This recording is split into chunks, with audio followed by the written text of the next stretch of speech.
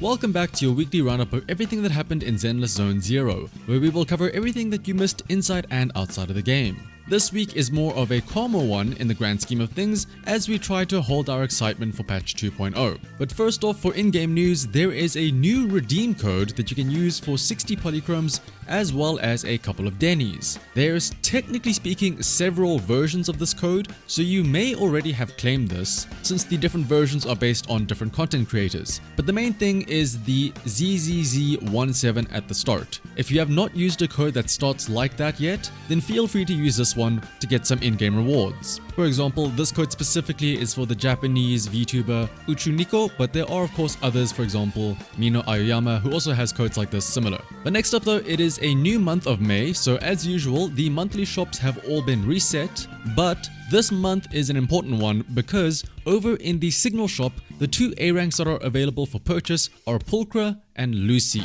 Both are pretty important. Lucy because of how good her mindscapes are and just how great Lucy is as a general support. So if you don't have her at Mindscape 6 yet, highly recommend getting a copy of Lucy.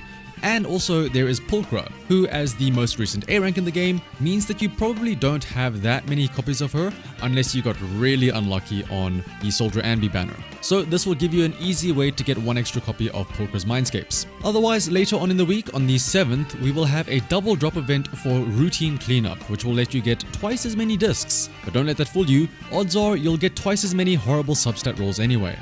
But getting more discs will be useful because even if you were to discard them, it will give you more materials to craft the new disc sets that will inevitably come with 2.0 over at the Bardic Needle store. This double drop event will last for 5 days from the 7th up until the 12th, which is next Monday. And then on Friday, we will have the Shiyu defense resetting yet again. And with Hugo's banner around the corner, the buff is understandably going to be favoring him, since in the new reset, EX special attacks will deal an increased 40% damage, and after stunning or inflicting an anomaly on an enemy, all ether and ice damage will be increased by 35%. Otherwise, that is going to be it for in-game news. So next up, over to social media stuff. First up, to go along with the current flower event in-game, there's also a Say It With Flowers social media event where you have a chance to win a framed acrylic card stand of a random agent. You can enter this by following the official Twitter account and commenting on the linked post with a screenshot of some flowers that the agents have given you in-game. But also, speaking of it being May, the 1st of May was also Labor Day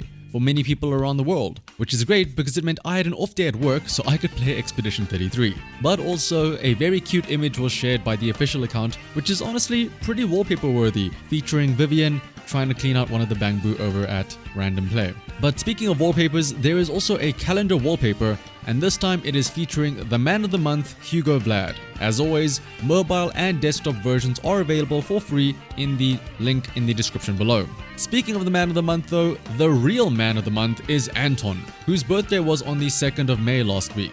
This is probably going to be the only time of the year where he is the star of the show for once. And last but not least, the speculation zone. Now, this is going to be something that I've been a bit hesitant to talk about in the past, but I think now is a good time. And it has to do with Yanagi's signature engine, TIMEWEAVER. For those of you who don't know, the effect on Yanagi's signature engine is meant to increase the damage dealt by disorders and also increase the anomaly buildup rate for electric anomaly.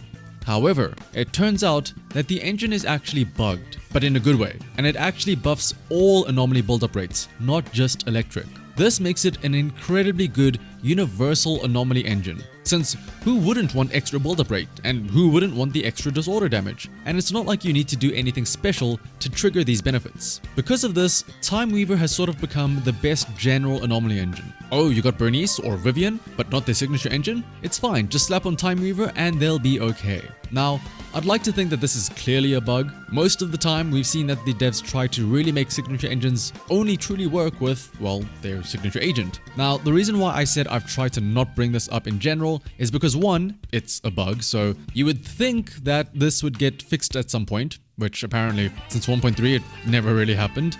But two, it's not like you can go and pull the engine now that you know that it is bugged, right? However, with patch 2.0 coming up soon, there are some interesting things to take note of. The first is that now, the two oldest agents that have not yet had a rerun are Caesar and Yanagi. So it could be possible that these two could be our next reruns, unless they really want to milk everyone out, including the new Xbox players, by including a Miyabi rerun alongside Yi Shen, which honestly, I could kind of see that be a thing. But this would also mean that if Yanagi does rerun, I think a lot of people will be really valuing that engine banner rerun. But this brings me to the second point, which is that the devs have also mentioned that starting in Season 2, that is when they will start to visit some of the older agents, looking into ways to possibly update their kit or adjust certain things. Now, we don't know for certain who or what is changed and in what way, but you would assume that this would be for buffing certain older agents, like say Ellen. However, this also means that they are for sure at least looking into the older agents, which means that there could be a possibility that they end up looking into Yanagi and then seeing the TIMEWEAVER issue, and possibly even maybe fixing it